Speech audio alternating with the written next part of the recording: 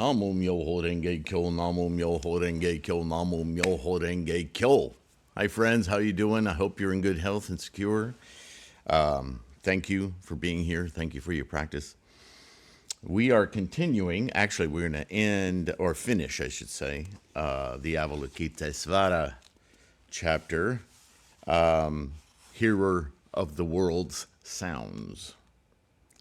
Now, you'll notice, I certainly noticed, that there's a lot of repeated statements that speak to the early teachings in this particular chapter and in some others, but it's not consistent. And I think, because as I've already discussed, Avalokitesvara is a Bodhisattva who's been around a while, and because he represents our steadfastness, right? I think the point he's making by using these references to old age, death, sickness, all that, calls back to early teachings, is that he's recalling that he's never deviated from this.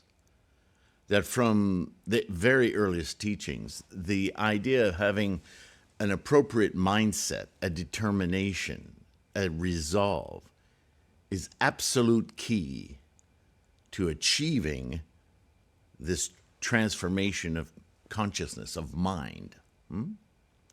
That to just casually, and this is true, we know this, if you've lived for any length of time, anyway, certainly in your teens, you discovered pretty early on as a young adult that some things may come easily to you because you have that facility or that, what we'd say, karmic disposition toward doing certain things. But then other things, which, because we're samsaric beings and we always want to have more, do more, we try things that we think that we would really enjoy either participating, having, somehow accruing more, right? Desire. And we find that some things require quite a lot of effort. And so this is that point, this aspect of which we draw from our lives, energies that we take from our karmic amalgam, massive as it is, and we connect the dots within our karma, our energetic combinations, right? And we find energies that support extending our abilities. But that takes effort. It doesn't just happen like snapping your fingers, right? Well, if you're going to attain a different facility of mind, right? You've heard it before. You have to exercise the mind. Just as we get older, it's good to read a book now and again. Not because I'm preaching about reading a book, but read a book, not only reading a book, but reading a book on a different subject that you're not accustomed to. Learning a new hobby, simple or complex. It doesn't matter. The point is that is an important physical, biological, electromechanical connection we make with our minds to make new associations. Not only, synapses in the brain and so forth, but what makes those new connections happen, right? I like the Chinese concept of Tai Chi. Tai Chi Chuan is Tai and Chi. Tai is a consciousness, a conscious effort being made, a volition. Qi is the bioelectrical energy used to formulate that will, that action, that will to action, that idea. And Chuan is making a fist, or transmitting all of that will with energy to manifest. It's very much like Buddhism, right? Quiescent energy, formations, form. Yeah? Well, it requires effort. It doesn't just happen on its own. Other than we are just plummeting through time-space, as I've described before, with this amalgam of karma that we have instantiated in this human form. And if that's all you do in life, it's kind of a tragic loss of opportunity, isn't it? Because this rare opportunity to be this amalgam of karma, to emerge a consciousness, a ninth consciousness, an eighth consciousness, a seventh, the mind, the sentient mind, right, to perceive this engine of life. It's the only reason we're here, is to observe this incredible, amazing process of life. And that is our Buddha awakening, our Buddha-ness, our keen observer in the moment, right? I'm working on another visual presentation to deal with this moment, cravings, clinging, past, future, present. It can get confusing, and I think sometimes just an illustration, and I have a different idea this time. I kind of like it, but I need a little more thought on it before I put it together and present it to you. So all of that is to say, in the Avalokitesvara Bodhisattva chapter, Shakyamuni is making a very big point of this not being anything new, number one. Number two, absolutely critical to success of anything, but certainly our self-enlightenment, right? And so we were in the verse portion when we last spoke, and so I'm going to continue with that. And I'll back up just, let's see, one gatha, so that we can get a flow.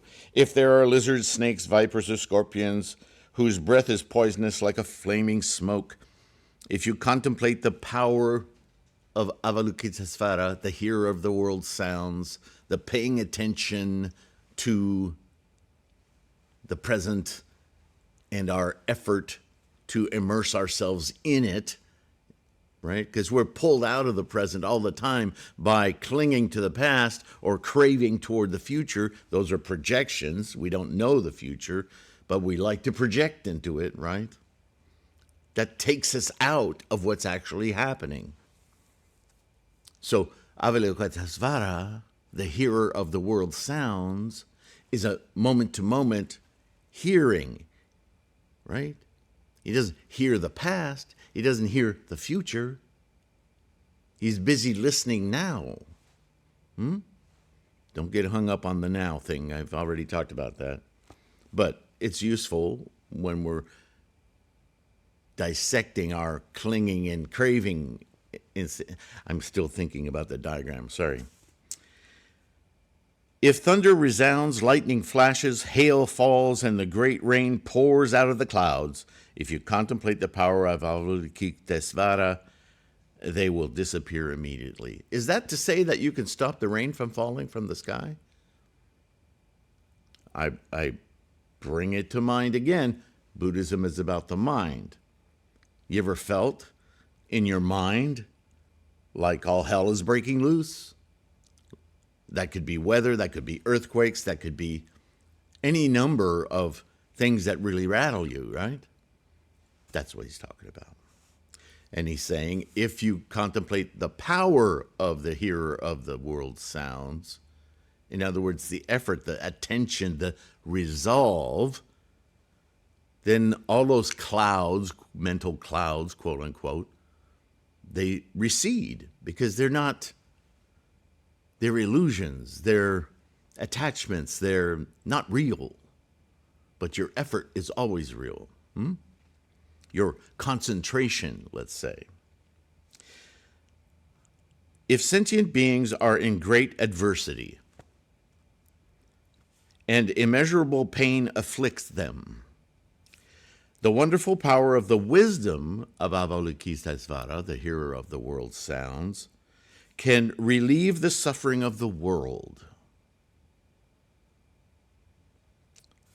Endowed with transcendent powers and having fully mastered wisdom and skillful means in all the worlds of the 10 directions, there is no place where he will not manifest himself.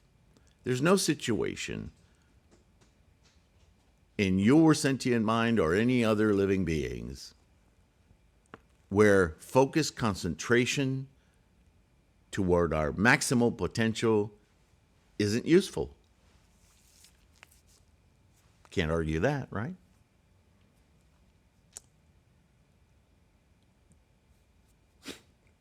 The suffering of those in the troubled states of being,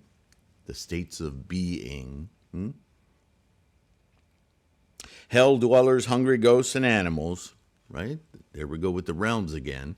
People under these troubled states of being, every moment, 3,000 influences, they choose to gravitate toward hell, hunger, animality, right? And the suffering of birth, old age, illness, and death. See, there's the recall.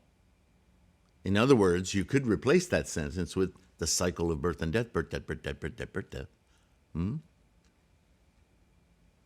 Will gradually be extinguished. Over time, the more we enlighten our Buddha mind, truthfully open the eye of our Buddha mind, influencing all of our other consciousnesses, therefore all of our other filters and experiences of quote unquote time, moments, in a flow and a momentum. He who perceives the world with truth and purity and vast knowledge, and with benevolence and compassion, should be ever longed for and looked up to. He is the spotless, pure ray of light, a sun of wisdom that destroys the darkness, a flame that withstands the winds of calamity. He brilliantly illuminates the entire world. His will, the essence of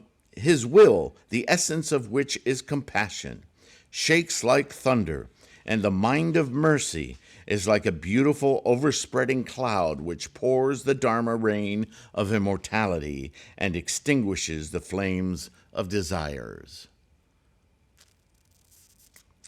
We've been talking about this for the last few chapters, haven't we? Brilliant flames, illuminations. This is all about spreading the truth and clarity of Buddha. It's not about light bulbs and fires right? It's about illumination, enlightenment.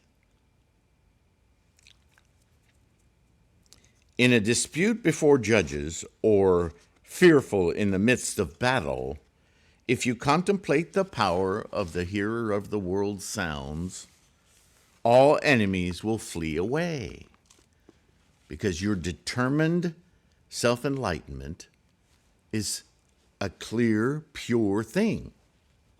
All of the illusions, there's no reason for them. They just dissipate, yes? I can't wait to do this illustration. He has a wondrous voice, the voice of one who perceives the world, a voice like Brahma's, a voice like the rolling tide, a voice unsurpassed in this world. For this reason, you should always contemplate him. You should have no doubt, even for a moment.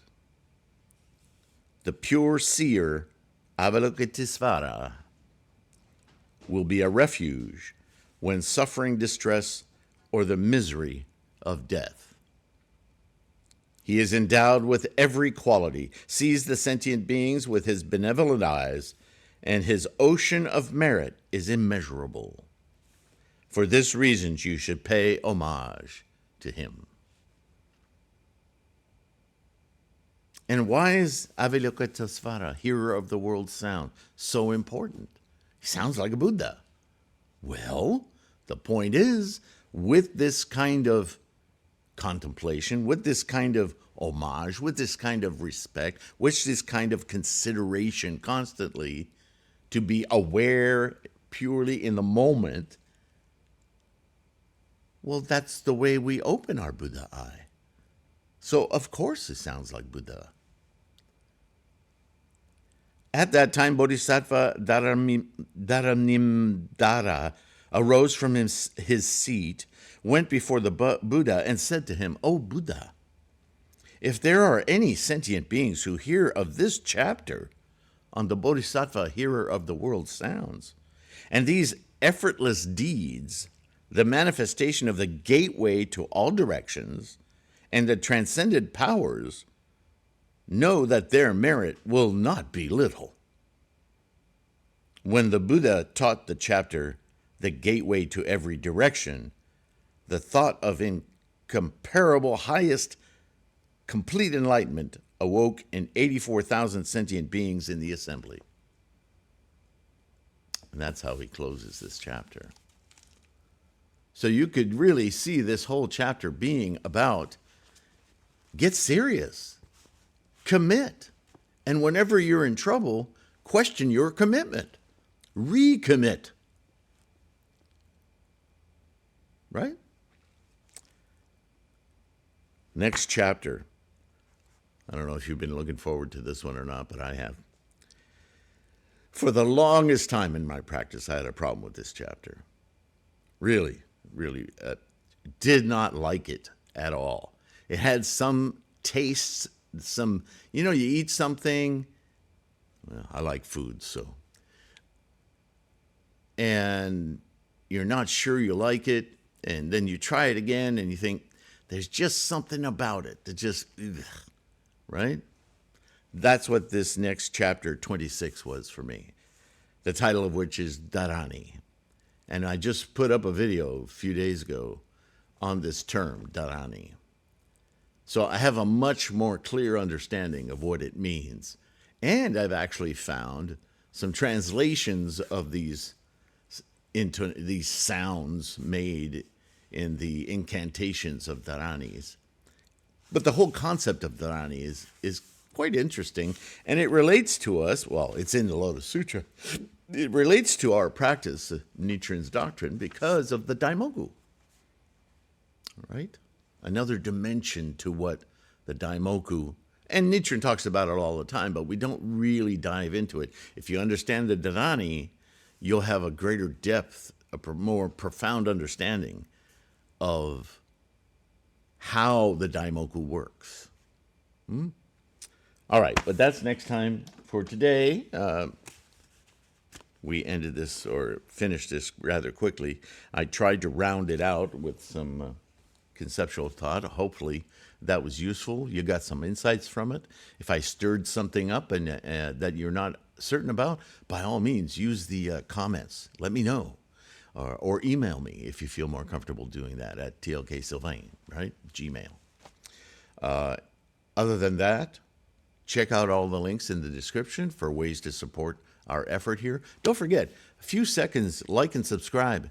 Both of those very useful for the propagation of this resource and the growing of our Sangha. It's a very Bodhisattva thing to do. But if you can, if you have the fortune to, and if it's useful, you can get ebooks, print books, mandala, lots of free stuff. The podcasts are all free of each of these videos. So there's a bunch of those. And threefoldlotus.com, of course, lots of free information there. You can download, read, whatever you like, and links to all this other stuff. So in the meantime, please take care of your health. Keep your practice strong. Savor it. Take your time and really avilokitasvara it. Yeah? Be conscious in each moment. Yeah, maybe I'll get that diagram thing done by the next time I'll do a video. I just like it so much. I'll share it with you. You tell me if it's worthwhile or not. I think any aid that helps us to understand what it is we're doing is going to be useful for some. Maybe not all, but that's okay, right? I mean, if all we do is securely, and I mean, over time, spend the nurturing time required and help someone else discover their path to enlightenment, then we've accomplished our Buddhist goal, yes? And the more we can do that, of course, hey, don't stop with one. But if that's all you can do, that is incredible. That is wonderful. Because that's your life condition growing, right? More complete manifestation of your potential. That's what it's all about. I will see you in the next one. Looking forward to it. Bye for now.